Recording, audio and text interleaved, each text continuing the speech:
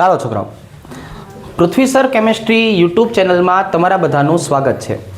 છેલ્લે આપણે ઇલેક્ટ્રોન મુક્ત કરવાની વૃત્તિનો ક્રમ શીખડાવેલો. તો આ ઇલેક્ટ્રોન મુક્ત કરવાની જે વૃત્તિ છે એની જો આપણે વાત કરીએ તો એને આવી રીતે સમજાવતા. રેડી? એક વખત થોડુંક રિવિઝન કરી લઈએ. સૌથી વધારે ઇલેક્ટ્રોન મુક્ત કરવાની વૃત્તિ કોની હતી? Magnesium, aluminium, zinc.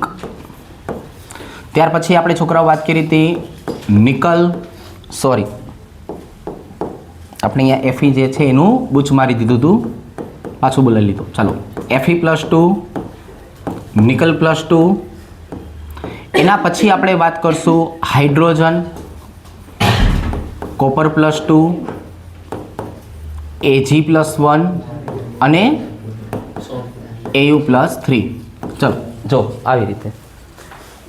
હવે આપણે એના પછીની જો વાત કરીએ તો એના પછી આવી રીતે સમજાવશું કે આ ઘટકો જે છે એ સાપેક્ષ વૃત્તિમાં સમજશે. શેમાં સમજવાના છે છોકરાઓ?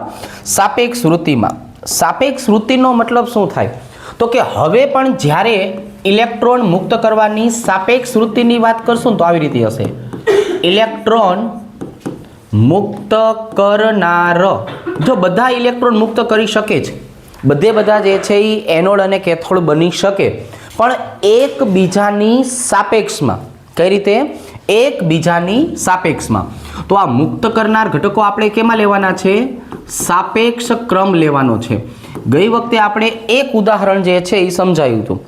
હવે એ જ વસ્તુ જે છે એ આપણે આવી રીતે સમજાવીએ. જો કે ભાઈ હવે આપણે એવું સમજાયું હતું કે જેની ઇલેક્ટ્રોન મુક્ત કરવાની વૃત્તિ વધારે હોય એને શું કહેવાનું છે? એનોડ. અને એનોડમાં એક વાક્ય ખાસ યાદ રાખવાનું છે. કયું એક વાક્ય? તો કે જે એનોડ હોય ને એ ફરજિયાત ધાતુ સ્વરૂપ હોવું જોઈએ. કયું હોવું જોઈએ છોકરાઓ? એનોડ જે છે એ ધાતુ સ્વરૂપ હોય. ધાતુ સ્વરૂપ હોય તો પ્રક્રિયા થાય, દ્રાવણ હોય તો પ્રક્રિયા થાય નહીં. પણ પહેલાં આપણે હજુ બે ઉદાહરણ આજે સમજશું જેની અંદર આપણે શેની વાત કરવાની છે કે ભાઈ ઇલેક્ટ્રોન કઈ રીતે મુક્ત કરી શકાય. રેડી? તો આ જે ઇલેક્ટ્રોન મુક્ત કરવાની વૃત્તિનો જે ક્રમ રહ્યો ને છોકરાઓ, એને આપણે આવી રીતે સમજાવીએ. માની લો કે આ મારી પાસે એક સરસ મજાનું પાત્ર છે. તો આ પાત્રની વાત કરીએ તો આની અંદર મારે દ્રાવણ ભરવું છે. જો આની અંદર આપણે શું કરવું છે છોકરાઓ? દ્રાવણ ભરવું છે. આ દ્રાવણ મારે શેનું ભરવાનું છે? તો કે કોપર સલ્ફેટનું ભરવું છે. કોનું ભરવું છે? કોપર સલ્ફેટનું. અને આની અંદર એક સરસ મજાનો ધાતુનો સળિયો ડુબાડી દેવો છે. આ ધાતુનો સળિયો છે ઝિંક ધાતુનો. તો હવે તમારું પહેલું ધ્યાન ક્યાં જવું જોઈએ? આ શ્રેણી ઉપર. તરત જ તમારે આ બેને ગોતી લેવાના છે. જોવો જોઈએ, ઝિંક મને અહીંયા દેખાય છે, કોપર મને અહીંયા દેખાય છે. તો આ બંનેની સાપેક્ષ વૃત્તિ શું થઈ? તો કે જો આ બંનેની સાપેક્ષ વૃત્તિ છે ને આવી થઈ. સાંભળજો કે ભાઈ zinc is greater than copper. મેં શેને આધારે નક્કી કર્યું છે? એક વખત જોઈ લો ને જરાક. આ શ્રેણીને આધારે કે ઝિંક મને આગળ દેખાણો, કોપર મને પાછળ દેખાણો. તો ઝિંકની ઇલેક્ટ્રોન મુક્ત કરવાની વૃત્તિ વધારે. હવે ખાલી એટલી વસ્તુ નક્કી થઈ ગઈ કે જેની ઇલેક્ટ્રોન મુક્ત કરવાની વૃત્તિ વધારે હોય એ દર વખતે એનોડ બનશે. કોણ બનશે છોકરાઓ? એનોડ. એટલે આ ઝિંક કેવો બની ગયો છોકરાઓ? તો કે ઝિંક છે ને એનોડ બની ગયો. આ એનોડ બની ગયો પછી તમારું એક જ કામ છે, એ વસ્તુ નોટિસ કરો કે એ ધાતુ છે કે દ્રાવણ છે. ધાતુ હોય તો જ પ્રક્રિયા થશે. એટલે આપણે અહીંયા લખશું કે હા એ ધાતુ સ્વરૂપે છે. જો એ ધાતુ સ્વરૂપે આપેલો હોય તો પ્રક્રિયા થશે. કઈ રીતે પ્રક્રિયા થશે જોવો ને જરાક. તો કે હવે હું અહીંયા એનોડ ઉપરની પ્રક્રિયાની વાત કરું છું. જો શેની વાત કરું છું? એનોડ ઉપરની પ્રક્રિયા. કઈ રીતે પ્રક્રિયા થશે? તો કે ઝિંક છે ને અત્યારે કયા સ્વરૂપે આપેલું છે? આપણે સોલિડ સ્વરૂપે. એટલે સ્વાભાવિક છે ઝિંકનું તરત જ રૂપાંતર શેમાં થઈ જાય છોકરાઓ? ઝિંક +2 એક્વિયસમાં. અને કેટલા ઇલેક્ટ્રોન મુક્ત કરવાનો છે? 2 ઇલેક્ટ્રોન. હવે મેં ગઈ વખતે એક શબ્દ વાપર્યો હતો કે એક પરમાણ્વીય ઘટક હોય. સાંભળજો છોકરાઓ, કોણ હોય? એક પરમાણવીય ઘટક, અત્યારે હું શબ્દ બોલવાનો છું તત્વ અથવા આયન. શું બોલવાનો છું? તત્વ અથવા આયન. તો એના માટે તમે શું યાદ રાખ્યું છે? તો કે તમે આવું યાદ રાખ્યું છે કે જે એક પરમાણવીય તત્વ અથવા આયન હોય એનો વીજભાર એ જ એનો શું કહેવાનું છે? ઓક્સિડેશન આંક. વીજભાર એ જ એનો શું થઈ ગયો છોકરાઓ? ઓક્સિડેશન આંક.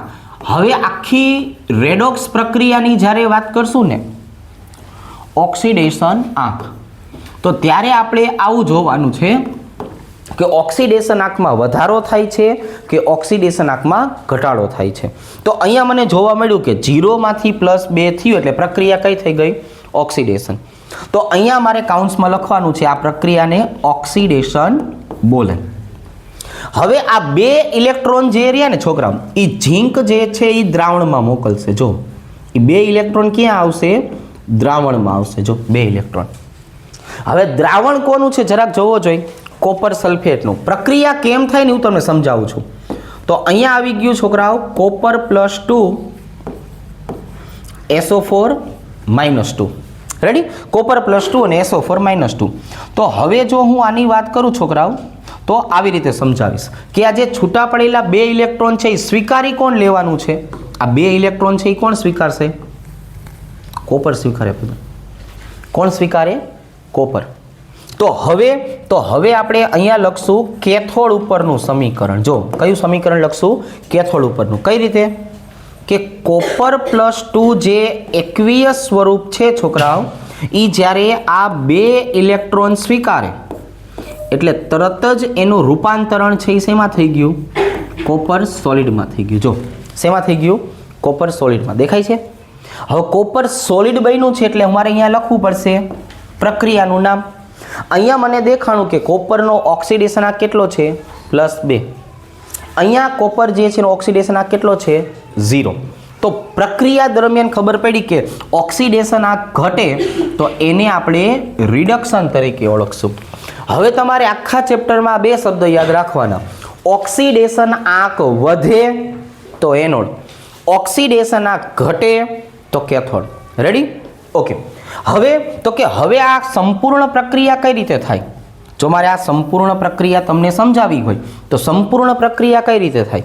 તો સવારે આપણે જેલો દાખલા ગણ્યા હતા ને છોકરાઓ, એ દાખલામાં આપણે કીધું હતું કે ભાઈ અહીંયા જે છે એ લસા લેવો પડે. વીજભાર જે હોય ને એ વીજભારનો લસા લેવો પડે. તો અહીંયા કેટલા ઇલેક્ટ્રોન દેખાણા? 2. અહીંયા કેટલા ઇલેક્ટ્રોન દેખાણા? 2. આનો લસા કેટલો નીકળો? 2 નીકળો. કેટલો નીકળો? 2. પેલું ઉદાહરણ છે એટલે મેં સરખા રાખ્યા છે. હમણાં બીજા ઉદાહરણમાં હું તમને સમજાવું. જ્યારે પણ આવી પ્રક્રિયા આપી હોય ત્યારે એનો ઇલેક્ટ્રોનનો ફેરફાર લેવાનો હોય. તમારે મુક્ત ઉર્જાના દાખલા ગણવા હોય તો મુક્ત ઉર્જાના દાખલા ગણવા માટેનું સૂત્ર છે ΔG -NFE0 સેલ. તો આ જે પ્રક્રિયા થઈ ને એ પ્રક્રિયા દરમિયાન વીજભારનો ફેરફાર થયો એનાથી પોટેન્શિયલ ઉત્પન્ન થાય. એ પોટેન્શિયલ એટલે E0 સેલ. F એટલે ફેરાડે અચળાંક 96500. રેડી? અને હવે તો કે ઇલેક્ટ્રોનની સંખ્યા મને કેટલી મળશે? 2 મળશે. એ લસાને આધારે મળશે. શેને આધારે મળશે? લસાને આધારે. તો હવે જે હું કુલ પ્રક્રિયા લખીશ ને એ કુલ પ્રક્રિયાને શું બોલશું આપણે? રેડોક્સ બોલશું. શું થયું રેડોક્સમાં જોવો જોઈએ? તો કે ઝીંક સોલિડ વત્તા કોપર +2 કયા સ્વરૂપે? એકવીય સ્વરૂપે. અને પ્રક્રિયા થઈ એટલે ઝીંકનું દ્રાવણ બન્યું. જો ઝીંક +2 એકવીયસ અને વત્તા કોપર સોલિડ. આને ઇલેક્ટ્રોન વિનિમય પ્રક્રિયા તરીકે ઓળખાય. રેડોક્સની આપણે જ્યારે વાત કરતા હોય ને એટલે કયું થયું? ઇલેક્ટ્રોન વિનિમય પ્રક્રિયા. હવે તો કે આની અંદરથી કેટલા પ્રશ્નો પૂછી શકાય? એનોડ કોણ છે? કેથોડ કોણ છે? ઇલેક્ટ્રોનનો ફેરફાર કેટલો થાય છે? બરોબર? અને રંગ પરિવર્તન. આમાં રંગ પરિવર્તન આવશે કે નહીં આવે? જરાક જોઈને મને કહો જોઈએ. તો કે આવશે. શું રંગ પરિવર્તન આવશે છોકરાઓ? તો કે આ જે કોપર +2 હોય ને એનો રંગ હોય વાદળી રંગ. અને એમાંથી આપણે બનાવ્યું શું? ઝીંક +2. ઝીંક +2 રંગવિહીન છે. 3 જ આયન છે જે રંગીન છે. કયા જરાક મને લખાવી દો ને એટલે મને યાદ આવે. Fe+2. કયો રંગ હતો Fe+2 નો? આછો લીલો રંગ હતો. Very good. કયો હતો છોકરાઓ? આછો લીલો રંગ. નિકલ +2 નો કેવો રંગ હતો? ઘેરો લીલો. તમારે અહીંયા લીલો લખો તોય ચાલશે. અને કોપર +2 નો કેવો રંગ હતો? વાદળી. આ બધું યાદ રાખો ને તમે, બધી અગત્યની વસ્તુ છે, બધું યાદ રાખશું આપણે. તો હવે આ વાદળી રંગમાંથી કેવું બની ગયું? રંગ વિહીન. કેવું બની ગયું ભાઈબંધ? રંગ વિહીન. જો આવી રીતે. તો પેલી એક પ્રક્રિયા તમને શીખડાવી છે, આવડશે? કઈ પ્રક્રિયા? કે જેમાં કોપર સલ્ફેટની અંદર આપણે શેનું ઉમેર્યું હતું? ઝીંકનું પાત્ર. બરોબર છે? ચાલો આવી રીતે ઝીંકનો સળિયો. હવે એક બીજું ઉદાહરણ લઈએ છોકરાઓ. એમાં હું તમને આજે ઇલેક્ટ્રોનનો ફેરફાર હોય છે ને એનો લસા લેવાનો આવે. શું લેવાનો આવે? લસા. એ સમજાવું કઈ રીતે જરાક જોઈએ. ચાલો, આ મારી પાસે એક સરસ મજાનું પાત્ર છે. આ પાત્રની અંદર દ્રાવણ ભરેલું છે છોકરાઓ. જો શું ભરે લે લીટર, હા કટકા કરવા આખામ નથી આવતું. તો આની અંદર દ્રાવણ મેં ભરેલું છે એલ્યુમિનિયમ નાઇટ્રેટનું, AlNO3 3 વખત. અને આની અંદર એક સળિયો મારે ડૂબાડવો છે છોકરાઓ. શું કરવું છે? આની અંદર એક સળિયો.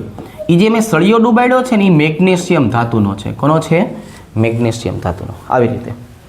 હવે તમારું પહેલું કામ પ્રક્રિયા થશે કે નહીં થાય નક્કી કરવાનું. તો હવે મારી પાસે બે ઘટકો છે, મેગ્નેશિયમ અને એલ્યુમિનિયમ. આ મેગ્નેશિયમ, આ એલ્યુમિનિયમ. જોવો જોઈએ સાપેક્ષ વૃત્તિ કોની વધારે છે. આ બેની હું વાત કરું છોકરાઓ, તો આ બેમાં સાપેક્ષ વૃત્તિ કોની વધારે? મેગ્નેશિયમની. જેની સાપેક્ષ વૃત્તિ વધારે હોય એને શું કહેશું આપણે? તો કે એને એનોડ કહેશું. ચાલો, એટલે મને એની ખબર પડી ગઈ કે આને એનોડ કહેવાય. હવે એનોડ કીધા પછી શું કરશું ભાઈબંધ?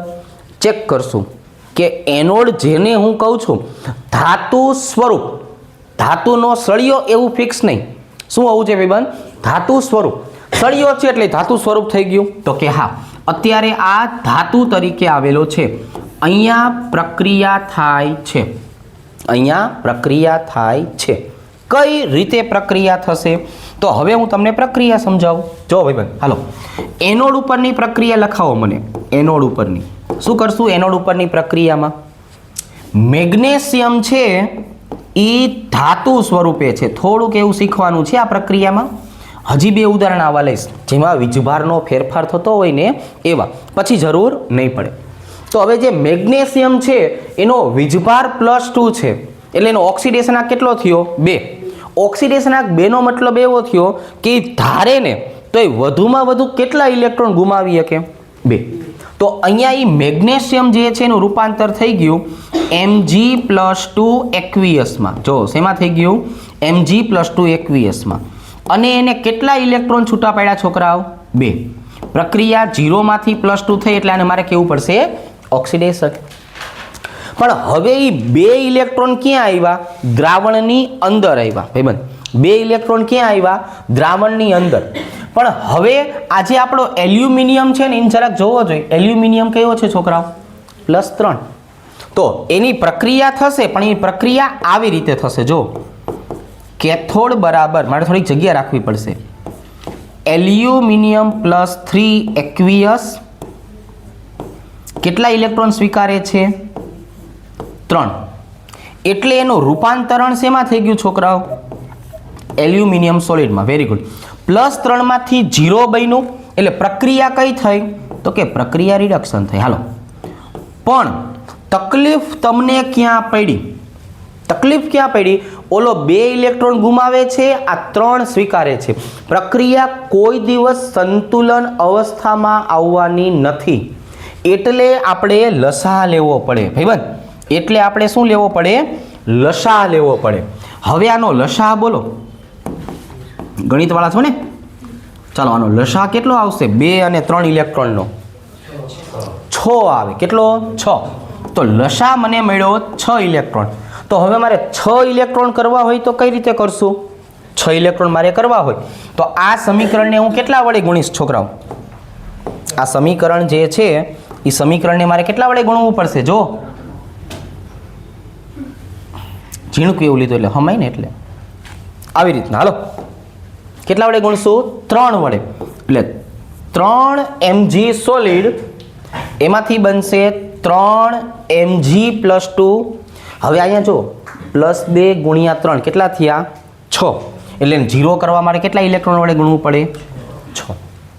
હવે અહીંયા 6 કરવા માટે કેટલા વડે ગુણશું 2 વડે. એટલે અહીંયા શું આવશે 2 +3 × 2 કેટલો વીજભાર થયો +6. 0 કરવા માટે અહીંયા કેટલા મૂકશું છોકરાઓ 6 ઇલેક્ટ્રોન અને અહીંયા આવી જશે 2. હવે જે ઓલો વીજભાર હતો ને છોકરાઓ એ વીજભારનો લસા મને મળી ગયો કે અહીંયા 6 ઇલેક્ટ્રોન અહીંયા 6 ઇલેક્ટ્રોન એટલે મારો લસા કેટલો આવ્યો હતો 6 આવ્યો હતો. એટલે આપણો વીજભાર જે છે એનો લસા કેટલો આવ્યો 6. હવે આની રેડોક્સ પ્રક્રિયા લખો. હવે આની રેડોક્સ પ્રક્રિયા લખો. શું આવશે રેડોક્સ પ્રક્રિયામાં 3mg સોલિડ. ચાલો પછી ઊભા રહેજો. હવે તો કે હવે આવશે +2 એલ્યુમિનિયમ +3 gives 3mg+2 aqueous અને વત્તા શું આવશે છોકરાઓ 2 એલ્યુમિનિયમ સોલિડ. રંગ પરિવર્તન બોલો ને રંગ પરિવર્તન. આનું રંગ પરિવર્તન શું આવશે તો કે એલ્યુમિનિયમ કેવો તો કે એ તો રંગ વિહીન હતો કઈ વાંધો નહીં. સામે કોણ બન્યું મેગ્નેશિયમ એ રંગ વિહીન હતો તો નીચે લખવાનું કે દ્રાવણ રંગ વિહીન જ રહે છે. ઘણી વખત એમસીક્યુમાં એવો પ્રશ્ન પૂછાય વાદળી રંગની તીવ્રતા ઘટે છે લીલા રંગની તીવ્રતા વધે છે અથવા લીલા રંગની તીવ્રતા ઘટે છે વાદળી રંગની તીવ્રતા વધે છે. દ્રાવણ રંગવિહીનમાંથી વાદળી બને છે દ્રાવણ લીલામાંથી રંગવિહીન બને છે. આવી અલગ અલગ કન્ડિશન આવશે. એ કન્ડિશન આપણે શીખવાની છે. હાલ પૂરતું મેં તમને 2 સમીકરણ શીખડાવ્યા કે આમાં લસાનું મૂલ્ય 2 હતું આમાં લસાનું મૂલ્ય 6 અને સમીકરણ આવી રીતે સંતુલિત કરી શકાય. હજુ એક ઉદાહરણ શીખડાવું છું ત્યાર પછી આપણે પ્રક્રિયા થાય કે પ્રક્રિયા ન થાય એવા MCQ શીખડાવું. ચાલો અહીંયા જો છોકરાઓ. હવે આપણે ઓરમ ક્લોરાઇડનું દ્રાવણ આપ્યું છે એમાં સિલ્વરનો ટુકડો નાખ્યો છે. તો હવે આપણને જે છે એ ક્રમ ખબર હોવી જોઈએ. તો ક્રમને આધારે તમે મને જરાક એમ કહો કે આમાંથી એનોડ કોણ બનશે કેથોડ કોણ બનશે. તો ઇલેક્ટ્રોન મુક્ત કરવાની વૃત્તિનો ક્રમ આપણે પાકો કર્યો છે. Ag નું મૂલ્ય Au કરતાં કેવું આવે છે વધારે આવે છે.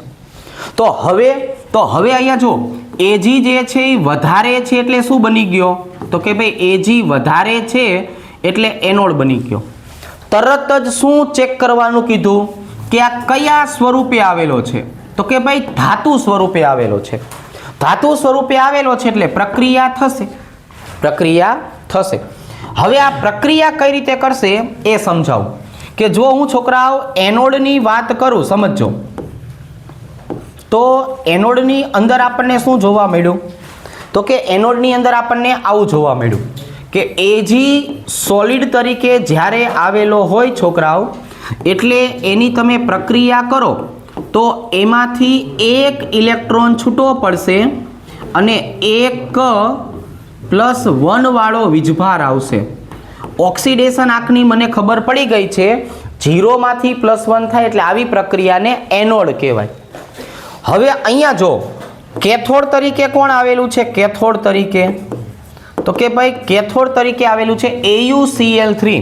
જરાક આનું આયનીકરણ કરીને મને કહો કે આમાં વીજભાર કયો આવે છે તો કે જો હું આનું આયનીકરણ કરીશ તો મને ખબર પડી કે આમાં Au+3 અને 3Cl- આવેલા છે.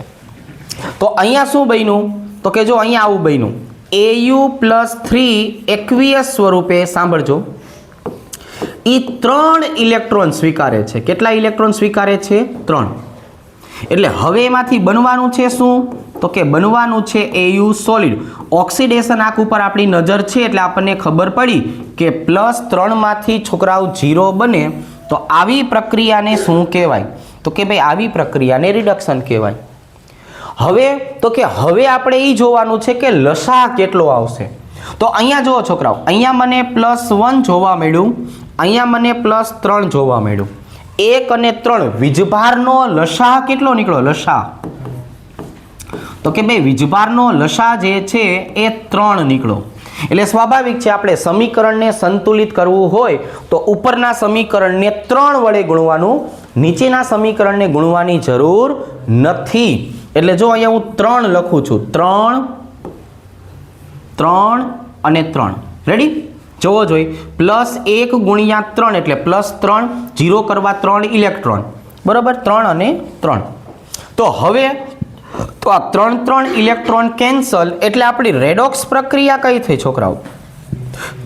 તો જો હું રેડોક્સ પ્રક્રિયા લખાવું તમને તો આવી રીતે કે 3 અણુ Ag સોલિડ વત્તા ઓરમ +3 Au +3. પ્રક્રિયા દરમિયાન સામે એનું રૂપાંતરણ શેમાં થઈ ગયું છે? તો કે પ્રક્રિયા દરમિયાન આનું રૂપાંતરણ આમાં થઈ ગયું કે ભાઈ 3Ag+ વત્તા Au સોલિડ. રેડી? ચાલો જો આવી રીતે. અને આ દ્રાવણની અંદર આવ્યો એટલે કયા સ્વરૂપે આવ્યો? એક્વિયસ.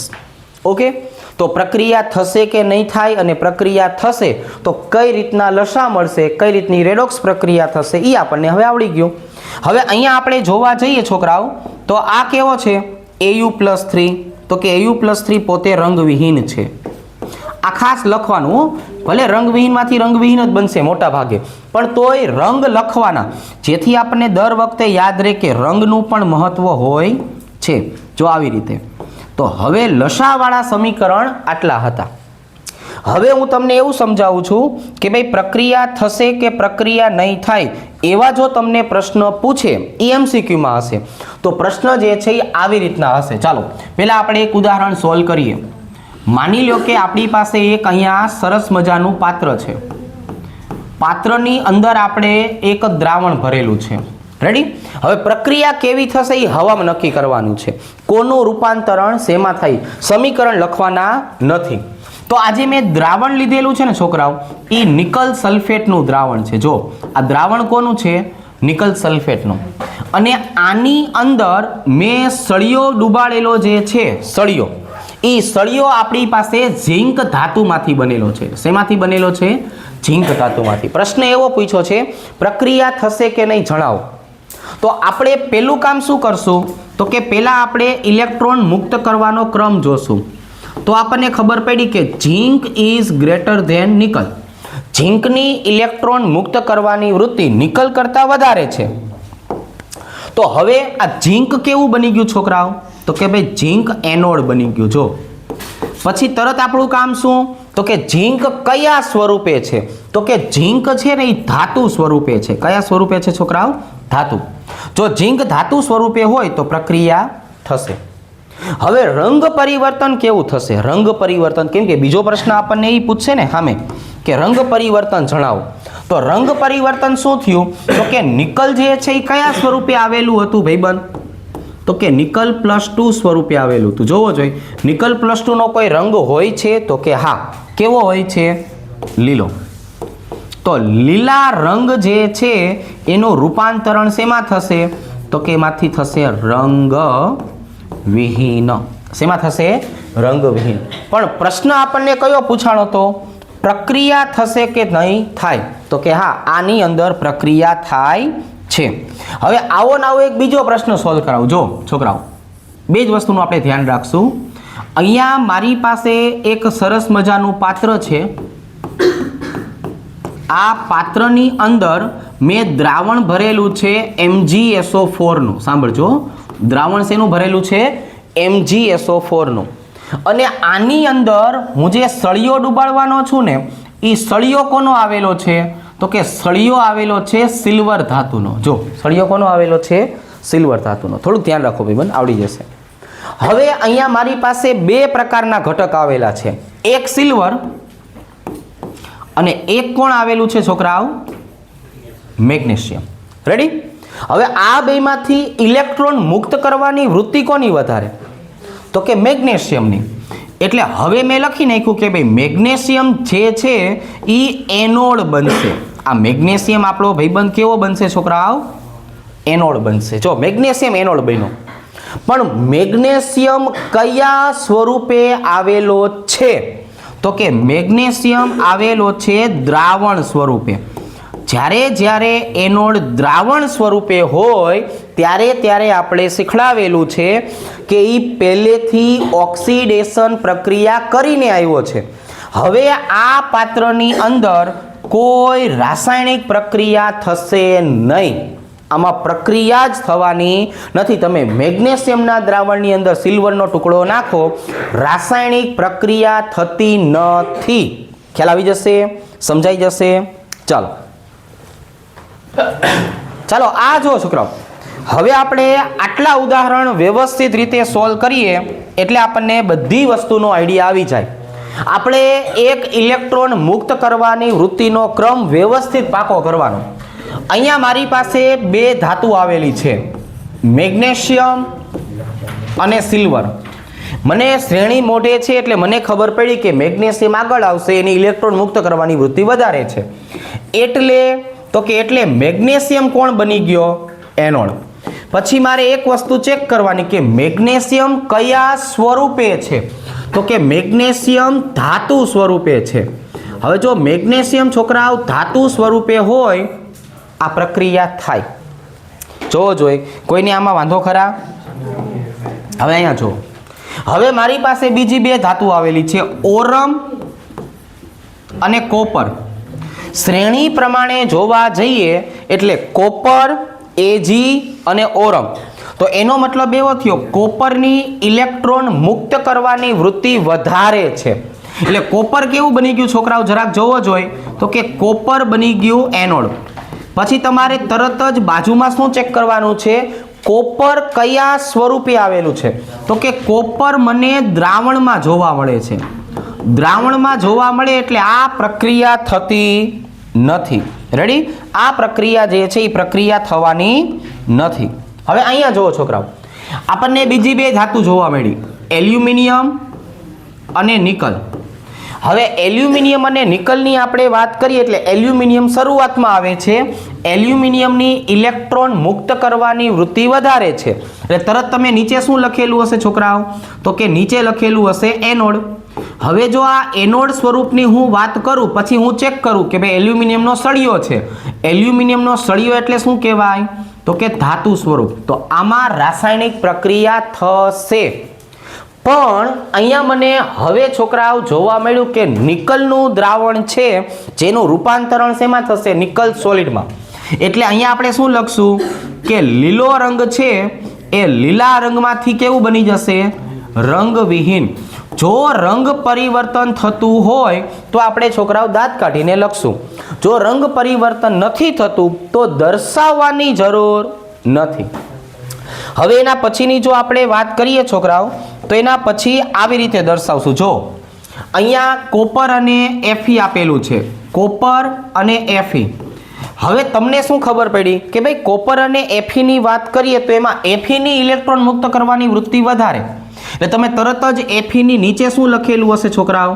તો કે એફીની નીચે લખેલું હશે એનોડ. પછી આપણે એવું ચેક કર્યું કે હવે આ કયા સ્વરૂપે આવેલું છે?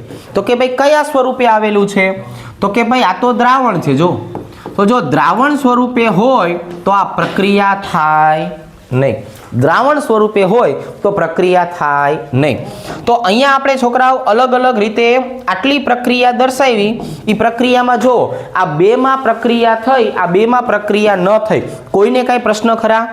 આખી વસ્તુ ક્લિયર સમજાણી? ચાલો હવે અહીંયા આવો.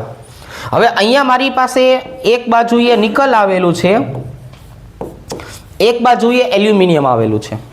તો હવે આપણે ક્રમને આધારે જોવા જઈએ તો એલ્યુમિનિયમની ઇલેક્ટ્રોન મુક્ત કરવાની વૃત્તિ વધારે.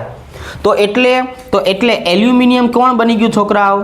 તો કે એલ્યુમિનિયમ બની ગયું એનોડ.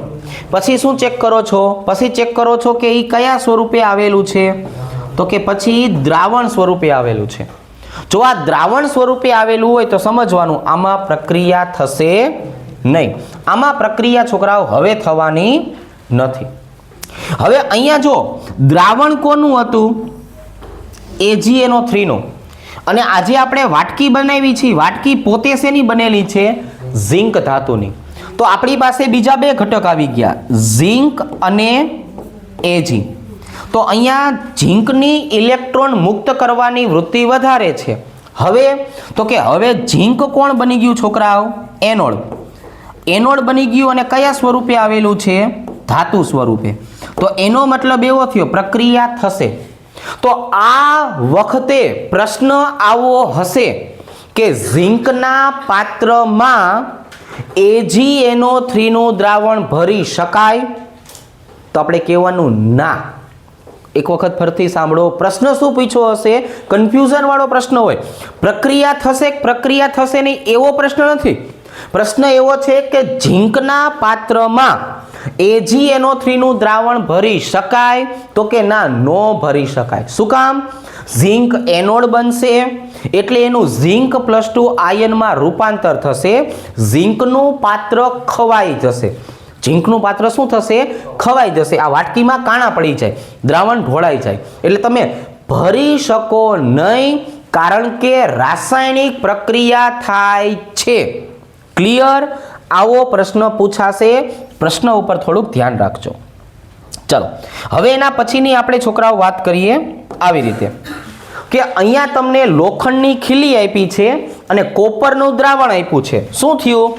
તો કે ભાઈ હું Fe અને કોપરની વાત કરું તો આમાં ઇલેક્ટ્રોન મુક્ત કરવાની વૃત્તિ કોની વધારે આવી છોકરાઓ? તો કે ઇલેક્ટ્રોન મુક્ત કરવાની વૃત્તિ ભાઈબંધ કોની વધારે છે? Feની. તો Fe શેના તરીકે વર્તે? તો કે ભાઈ Fe જે છે એ એનોડ તરીકે વર્તે. અને કયા સ્વરૂપે આવેલું છે? તો કે આ તો ધાતુ સ્વરૂપે આવેલું છે. એટલે કે રાસાયણિક પ્રક્રિયા થશે. તો જો તમારી પાસે કોપર સલ્ફેટનું દ્રાવણ હોય અને એમાં લોખંડની ખીલી પડી જાય તો શું થાય? તો કે પછી એને ગોતવા જવાની નહીં, એ ધીમે ધીમે ધીમે ઓગળી જશે. શું થશે ભાઈબંધ?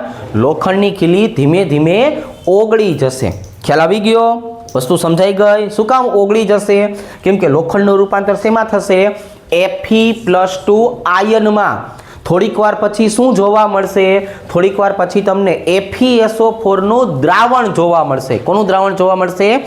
FeSO4 નું દ્રાવણ. સમજો છો ને? આવા MCQ પૂછાય. અને MCQ ક્યારે આવડે? સમજેલા હોય તો. બરોબર? આમાં બાકી કોઈ તુક્કા લગાડવાથી તમને આવડશે નહીં. ચાલો અહીંયા જો, સોનાની વીંટી એટલે Au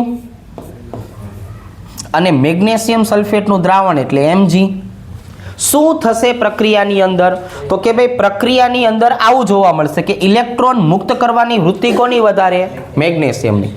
મેગ્નેશિયમ કોણ બની ગયું છોકરાઓ? તો કે મેગ્નેશિયમ એનોડ બની ગયો. એનોડ બની ગયો અને કયા સ્વરૂપે આવેલો છે? દ્રાવણ સ્વરૂપે આવેલો છે. એનો મતલબ કે રાસાયણિક પ્રક્રિયા થશે નહીં. જો મેગ્નેશિયમ સલ્ફેટનું દ્રાવણ હોય અને એની અંદર છોકરાઓ સોનાની વીંટી પડી જાય, ચાંદીની બંગડી પડી જાય તો ચિંતા કરવાની જરૂર નથી. હળવે કરીને બહાર કાઢવાની, રૂમાલથી લૂછી લેવાની અને પાછી પહેરી લેવાની. એને કાંઈ થાય નહીં. શું કામ કાંઈ ન થાય? રાસાયણિક પ્રક્રિયા થતી નથી. ક્લિયર? આટલી વસ્તુ સમજાઈ જશે. ચાલો ચાલો હવે છોકરાઓ આપણે વાત કરવી છે સ્ટોક નોટેશન પદ્ધતિ. સ્ટોક નોટેશન પદ્ધતિનો મતલબ એવો થશે, આપણી પાસે જે ક્ષાર બને છે, આપણી પાસે જે ઘટકો જોવા મળે છે એમને વૈજ્ઞાનિક પદ્ધતિ પ્રમાણે લખવાની રીત. આને બીજા શબ્દમાં એનું IUPAC નામ પણ કહી શકાય. તો આ સ્ટોક નોટેશન પદ્ધતિ બે પ્રકારના ઘટક માટે જોવા મળશે. કઈ રીતે છોકરાઓ? જો આવી રીતે કે જેની અંદર આપણને ધન આયન અને ઋણ આયન આપેલું હોય એવી રીતે. અને બીજી રીત કઈ છે છોકરાઓ? તો કે બીજી રીત છે ને આવી છે. જો બીજી રીત જે છે એ આવી છે. ધન આયન, સાંભળજો થોડુંક, ધન આયન વત્તા ધાતુ આયન અને વત્તા ઋણ આયન. જો આવી રીતે આવા બે પ્રકારના ઘટક માટે સ્ટોક નોટેશન પદ્ધતિ વપરાય છે. આમના નામકરણ કરવાની છોકરાઓ એક સરસ મજાની રીત છે. જો તમને પોઝિટિવ અને નેગેટિવ બે જ આપેલું હોય, બરોબર, આની બદલે છોકરાઓ આપણે શબ્દ વાપરીએ. ચાલો, કે ભાઈ આની બદલે આપણને આવું આપેલું છે કે એક અહીંયા આપેલું છે ધાતુ આયન અને વત્તા ઋણ આયન. ચાલો હું ગુજરાતીમાં લખી આપું, ધાતુ આયન અને ઋણ આયન. તો આમનું સ્ટોક નોટેશન નામકરણ આવી રીતે કરવાનું. જો આવી રીતે. અને આજે આપ્યું છે ને ધન આયન, ધાતુ આયન અને ઋણ આયન, એમનું સ્ટોક નોટેશન નામ આવી રીતે કરવાનું છે. થોડુંક 2 મિનિટ ધ્યાન આપશું, આપણે આવડી જશે. અહીંયા મારે છોકરાઓ શું લખવાનું છે? તો કે અહીંયા મારે લખવાનું છે ધાતુનું નામ. અહીંયા મારે શું લખવાનું છે છોકરાઓ? તો કે ઋણ આયનનું નામ. અને આ જેલો વચ્ચેનો ભાગ આવ્યો ને છોકરાઓ, ત્યાં મારે લખવાનું છે ઓક્સિડેશન આંક. શું લખવાનું છે છોકરાઓ?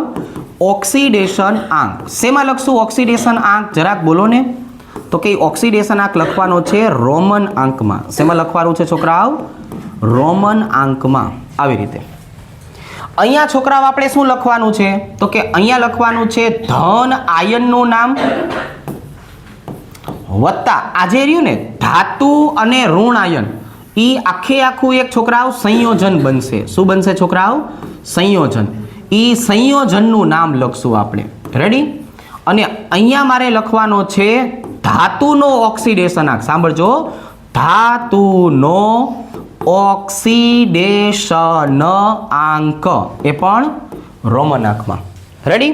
ચાલો, તો હવે અહીંની જો આપણે વાત કરીએ ને છોકરાઓ, તો અહીંયા ફિક્સ છે. અહીંયા ધન આયન તરીકે હું કયા કયા ઘટકને લઈ શકવાનો છું? જો સાંભળજો, અહીંયા જે ધન આયન છે ને, ધન આયન, એ કયા કયા આવશે? ધન આયન ફિક્સ વસ્તુ છે, આનું આપણે રિવિઝન પણ કરશું. તો કે એક આવશે Na+, એક આવશે K+, અને એક આવશે NH4+. રેડી? આવી રીતે. ઋણ આયન પણ ફિક્સ છે. આપણી પાસે 4 ઋણ આયન હશે, જેના જ આ નામ કરવાના છે. કયા કયા 4 છે ભાઈબંધ? જરાક જોવો જોઈએ. એક આવશે MnO4-1, એક આવશે છોકરાઓ MnO4-2, એક આવશે છોકરાઓ CrO4-2 અને એક આવશે Cr2O7-2. તો નેક્સ્ટ ટાઈમ આપણે સ્ટોક નોટેશન પદ્ધતિને વ્યવસ્થિત ડિટેલમાં સમજવાની થશે. ચાલો.